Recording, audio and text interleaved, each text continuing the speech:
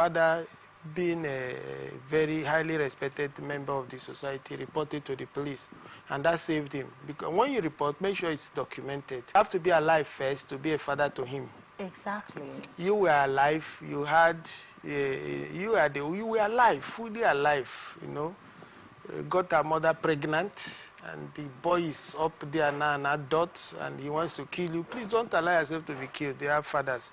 If you see your son turning violent and then directing his violence to you, if you don't have the training to defend yard, okay, so we don't take that risk. He might kill you and kill every other person in the family. Very bad. He could also be fatally attracted to you. Anytime he sees you, he wants to kill his dad. So it requires psychiatric attention. And now that the man is gone, which is quite unfortunate, and the mother is still alive, I mean, how can she possibly come out of this? The trauma. Yes, the trauma. She needs people around her right now.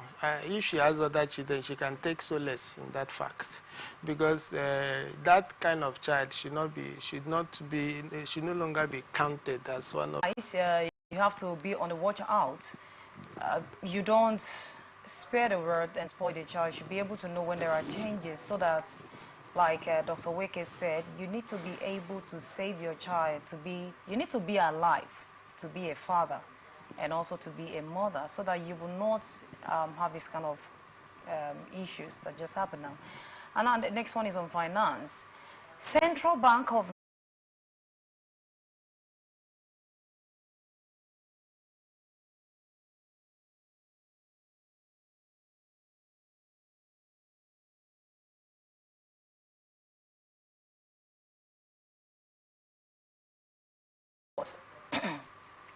Dr. Weke, the Central Bank of Nigeria had received several reports of rejections of dating naira notes, and of course it happened a whole lot in some of these marketplaces.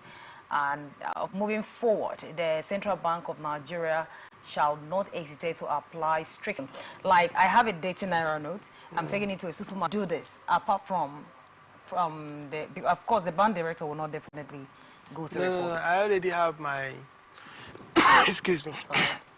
I already have my bias about the CBN and banking system in Nigeria, so I might not be the right person to talk.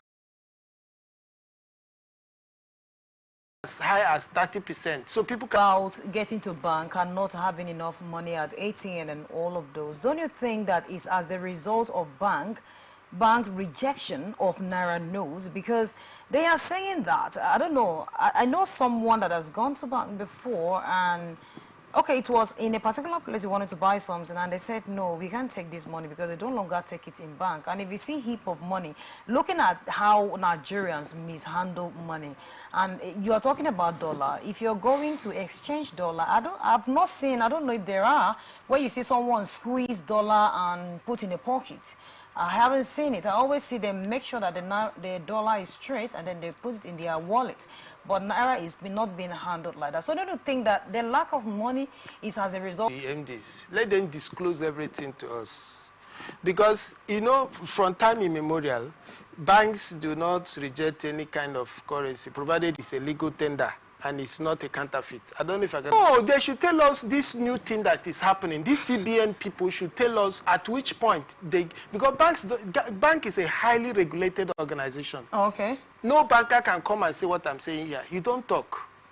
You understand? Okay. It's a prisoner kind of job.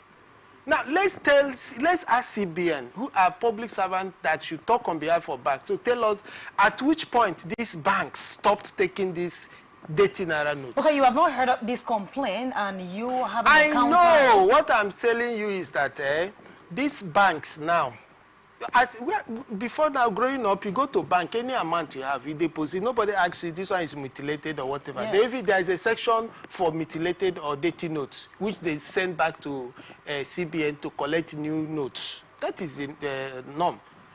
What I'm asking is, I'm aware of what you say. What do I say? At which point now did the bank start rejecting this dirty naira notes? CBN should tell us, because... Maybe from CBN. Yes, it has to come from them. Why are they holding the regulated organization? It's highly regimented, just like the military. Okay. I said the operations are policy-driven. They cannot work on their own. everything they do is strictly monitored by CBN.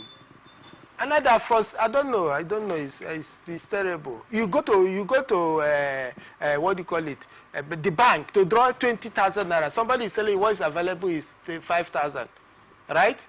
And you are going to a place where you cannot ultimately transfer, or you have a commerce you want to embark on that you don't require to do a transfer. There are such transactions around here. Are you with me? There are still some places that are unbanked, don't have bank account numbers or whatever it is. So, and they are subjecting Nigerians to this type of thing. We are just adjusting. You are just on inflation. You are just on cashlessness, right? What about the technology? Foundations. The initiatives aims to remove children from hazardous mine sites, raise awareness, gather data, and advocate for gender equality in the mining sector. Dr. Comfort Asokoro Ogaji and Dr. Adeola Adewale Olajumbagbe emphasized the program's significance in protecting and empowering vulnerable children and eradicating child labor in mines. I had one question in mind when I went through this. Mining site is actually, this is hazardous for children. Why would parents allow children to go into this? Minors in particular. I mean, to go down there and get something valuable. That is not what a child should do. So why are they giving room for this? Why are parents not coming? Why are parents not fighting this? Why are they waiting for foundations to come and fight what they know they can actually protect their children from? You know, mining is a highly regulated in countries where the society is taken seriously, the governance is taken seriously. It's a serious adventure because it is one economic region that the government benefit from. But definitely not for children. No, not for children. It's child labor, you know. So, and what you find here is that children, parents, as a result of maybe traditional or cultural inclination, would think that what they are doing is the right thing, and their children should learn from their occupation. Okay. Right? That is you know, is a cultural inclination. But what we are here to say is that on no basis, on no account, should a child be taken to a mining zone, a mining area. That also goes to tell us the level of regulation. We know we have a Ministry of Mining and Steel, whatever. There should be regulations to this kind of operations. Are they licensed to mine? The same mining we're talking about is oil. We have oil mining. Can you go and drill oil here? So you see all of these things on those ungoverned areas. Are you get what I'm saying? So in the first instance, is that woman working for a company, a registered company, that government has certified the certificate against them? And then the government too should be up in their game. Let's know why they are allowing certain kind of things in some regions of Nigeria and some at the other side of the country. Why should you do that? Do individuals go to mine oil here? The ones that mine oil here are arrested or shot at, right? Even though they are doing what government cannot do, they are able to refine oil. No, we don't have petrol, but you see our boys refining it. Instead of you to bring them, I know, and say, please teach us, so we can't refine oil. The one they say they are going to do at LMA, since if you ask them, if you ask any of these big men today, they will tell you by tomorrow it will start working. Men should also be fully involved. Yeah, why are you now saying? But it's you people that be saying what a man can do now. Woman, you should do. We are allowing you people to do everything now. You can mine alongside with us. We can mine. So it is on that note that woman is not complaining now. She's not under any duress to mine. So what a man can do, a man can do it better. Let them mine too now. Let them mine. Let them do everything. No. All right. Let's look at the last story for today.